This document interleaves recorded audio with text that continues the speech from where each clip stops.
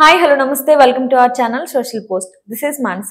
ఈ రోజు మనతో పాటు ఉన్నటువంటి guest law of attraction Vishwamani Babu గారు. నమస్తే సార్. నమస్తే అండి సార్. కొంతమంది జనాలు పక్కన వాళ్ళ మీదే కాన్సన్ట్రేషన్ చేస్తారు. అసలు వాళ్ళు ఏం చేస్తున్నారు, వాళ్ళు ఏం తింటున్నారు, వాళ్ళు ఏం ఉంటున్నారు, వాళ్ళు ఎక్కడున్నారు, ఎలా వస్తున్నారు, ఏంటి, ఇలా పక్కన వాళ్ళ మీదే ఉంటది మొత్తం. సో అలా ఉండడం వల్ల ఏమైనా లాభం ఉంటుందా, అలాగే నష్టం కూడా? మంచి క్వశ్చన్ వేశారు కదా.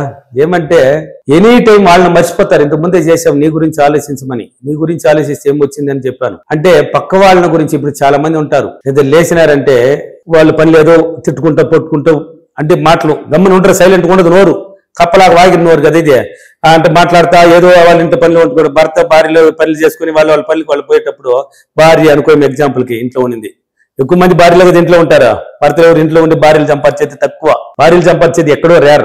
అంటే ఇద్దరు సంపాదించే వాళ్ళు ఉన్నారు, భర్త ఇంట్లో పెట్టి భార్యలే సంపాదించే వాళ్ళు ఎక్కడో రేర్ అనమాట.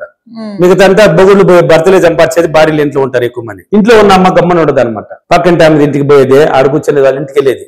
పని అయిపోయింది కదా, టీవీ చూడాలని చూసి బోర్ కొట్టింది దానికి పక్కన ఆడ పోయి కూర్చునేది. ఆ అకౌంట్లా చూసిన మొన్నటి వరకు ఎట్లా ఉండిందా, ఇప్పుడు చూసిన పట్టు కట్టేస్తున్నది, బంగారులు కొనేస్తున్నది, ఇల్లు కట్టేస్తున్నది. నేను ఈమె రెండు చెప్తే ఆమె ఒక 4 కథలు ఎత్తేది. ఎక్కడెక్కడో జరిగిందని కూడా ఎత్తి ముందు వేసుకునేది. ఇక్కడ జరిగిందే కాదు అది, ఎక్కడెక్కడో జరిగింది కూడా. రామక్కలు సుబ్బక్కలు చెప్పినట్టు చెప్పుకుంటూ ఉండేది. అంటే చెప్పుకోవడం వల్ల ఒక 3 గంటలకు పాస్ అయిపోయింది. ఇప్పుడు టైం చూస్తే 12 అనమాట. ఊరు నాయన అన్నం అనుకోవాలి. సేపు ఊరి కథ మాట్లాడినావు, నువ్వు ఊరి కథలు మాట్లాడినావు. అదే మగవాళ్ళు అనుకో, ఊరి కథలు మాట్లాడేసి ఇప్పుడు అన్నం వండావు, పిల్లలు టయానికి వచ్చినా కూడా అన్నం పెట్టలేవు. ఊరి కథలు కదా మాట్లాడినావా అంటే నిన్ను మర్చిపోయినావు, నువ్వు ఊరి కథలు మాట్లాడినావు. దానివల్ల నువ్వు పోయింది నష్టం ఎంత అంటే ఇప్పుడు టయానికి అన్నం పెట్టలేవు పిల్లలకి. భర్త వచ్చినా టయానికి భర్త వచ్చేది ఒకటి అప్పుడు చెప్తావు, నాకు తలకాయ నొప్పుకుంది పనుకుని వేసినాను, నిద్ర వెళ్ళినా అబద్ధం చెప్పుకోవాల్సిన పరిస్థితి ఏర్పడుతుంది. ఏదో ఒకటి చెప్పాలి, ఇంకా లేకపోతే తిడతాడు కదా. కొట్టేవారు అయితే కొడతారు, కొందరు కొడతారు. ఏదైనా టైంకి వచ్చినా అన్నం పెట్టలేదు. నువ్వు చేసిన ఊరి కథలు అట్లా మాట్లాడినావు చెప్పు, అడుపు కూర్చొని అలా మాట్లాడడం వల్ల నష్టపోయినావు. ఇంట్లో పరిస్థితులన్నీ మారిపోయినాయి, అయిపోయింది. అదే మగవాళ్ళు ఉంటారు, బయట పోతారు. ఇప్పుడు ఏం పని లేదు ఇంట్లో అనుకోమా, ఈరోజు సండే ఏం పని లేదు అంటే మేధావులంతా వాళ్ళ పనులు ఏంది అనేది కొంచెం ఉల్లాసంగా కొంచెం టూర్లు గీళ్ళు ఉంటే ఒకరోజు టూర్ పోయేసి వచ్చేవాళ్ళు ఉంటారు, లేకపోతే సినిమా చూసేవాళ్ళు ఉంటారు, లేకపోతే ఇంట్లో వర్క్ ఉంటే ఇంట్లో వర్క్ చేసుకునే వాళ్ళు మేధావులు తెలివైన వాళ్ళు చేసుకుంటారు. కొంతమంది ఏ పని పట్టలేదు అంటే లేసుకునేది చొక్కా ప్యాంట్ షర్ట్ వేసుకునేది, బయట వెళ్ళేది, బయట పోయేది, నలుగురు కూర్చొని ఫ్రెండ్షిప్ లో కూర్చొనేది. నా కొడుకు ఇట్లా సంపాదించేసినాడు కదా వాడు పొలం కొనేస్తున్నాడు వాడు మొంటనాయాలు ఎట్లా సంపాదించినట్రా, అట్లా సంపాదించినట్రా, ఇది సంపాదించినట్రా, వాడు చూడ మనటి వరకు ఎట్లా ఉన్నట్రా, వాడు ఇట్లా సంపాదించాడు, వీడిట్టు పోయినాడు, వాడు కొల్లగొట్టినాడు, వాడు ఇట్లా చంపినాడు. ఊరు కథలు ఈ సినిమాల్లో వచ్చేటివి లేక ప్రపంచంలో జరిగేటివి నేర్చుకొని మాట్లాడేసినారు. అక్కడ 9 గంటలకు పోయినాడు, ఈయన 1 గంట అయిపోయింది మాట్లాడుతున్నాడు. ఊరు టైం అయిపోయింది, ఆనంద్ తినేసి రావాలి. ఇప్పుడు వరిగిసినాడు ఇంటికి, ఇక్కడ సేమిలే. నువ్వు ఇప్పుడు పోయి చేసింది అంతే ఊరు కథలు మాట్లాడినావు. ఇంట్లో గురించి నువ్వు ఒక్కరో కూడా పట్టించుకోలే. అది ఊరు కథలు నిలిపేసి ఇంట్లో పరిస్థితి ఏంది, ఇప్పుడు వచ్చిన అన్నం టైం పెట్టమంటే ఆడ పెట్టేది ఆమె, నువ్వు తెచ్చిస్తే కదా వండే దానికి మహానుభాతల్లే. ఇంట్లో వండాలి కదా, యాడ చేసి ఇచ్చినావా, లేదు. కాబట్టి ఇప్పుడు పోయి మాట్లాడేసి 3 గంటల సేపు వ్యర్థం చేసుకుని టైం పాస్ చేసుకుని వచ్చినావు. ఇలా చేయడం వల్ల నీకు టయానికి అన్నం లేదు, పిల్లలకి మంచి తిండి లేదు, భార్యకి నిరాశ పుట్టిపోయింది, ఏమీ లేదు. అన్ని ఉంటే ఎలా ఉత్సాహం ఉంటుంది ఆ తల్లి కూడా. ఇప్పుడు అన్ని ఇంట్లో అన్ని వంట చేయాలంటే ఆ తల్లికి ఉత్సాహమే.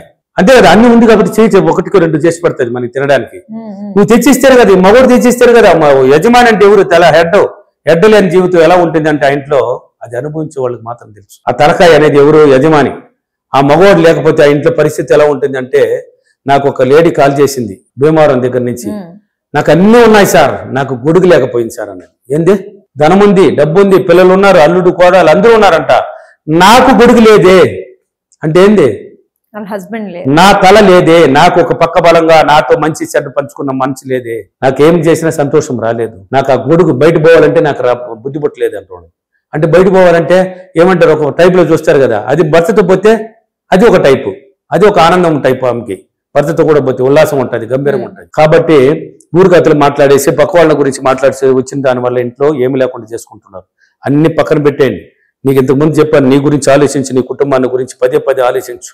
నీకేం కావాలి, పిల్లల జీవితం ఏంది, నా భర్త ఏంది, నా భార్య ఏంది, మనకి మంచి ఇల్లు లేదే, మంచి కారు లేదే, మంచి పొలం లేదే, మంచి బట్టలు లేదే, ఇలా పదే ఆలోచించడం వల్ల మంచి జీవితంలోకి పోతారు. కాబట్టి పనికిరాని మాటలు పక్క వాళ్ళ గురించి పట్టించుకొని వాళ్ళ గురించి ఊరి కథలంతా మాట్లాడడం వల్ల వాడు ఎదుగుదల స్టార్ట్ అవుతుంది. ఎవరి గురించి అయితే నువ్వు పదే మాట్లాడుతావు వాడు ఎదుగుతూనే ఉంటాడు, నువ్వు ఎక్కడేసిన గొంగడు ఎక్కడే ఉండిపోతావు. నీ గురించి ఆలోచించడం వల్ల నువ్వు ఇట్లా ఎదుగుదల స్టార్ట్ అవుతాయి.